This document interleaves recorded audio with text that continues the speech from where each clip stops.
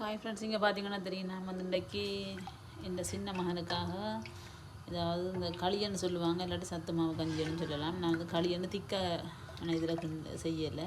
தேங்காய் பாதம், அரிசி மாவு, உளுந்த மாவும் கலந்து அரிசி மாவு உளுத்த மாவு முதலே வறுத்து அரைச்சி உளுந்து, அதாவது வெள்ளை உளுந்து, கோதனைக்கிற உளுந்தும் கருத்த உளுந்தையும் கொஞ்சம் போட்டு அரைச்சி பவுடர் பண்ணி பொடி இதாக வச்சுருந்தேன், பாக்ஸில் வச்சுருந்த எடுத்து ரெண்டையும் கலந்து அதோட சர்க்கரை இல்லாட்டி ப்ரௌன் சுகர் போட்டு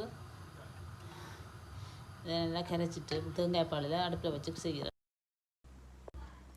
இங்கே பாருங்கள், எல்லாம் செய்தாச்சு. இங்கே பாருங்கள் எப்படி வந்திருக்குன்னு சொன்னால் நல்லா டேஸ்டானதும் ஹெல்த்தியானதும் பிள்ளைகளுக்கு கொடுக்கக்கூடியதுமான களி. நீங்களும் உங்களோட வீட்டில் எப்படி செய்து பிள்ளைகளுக்கு கொடுங்கோ.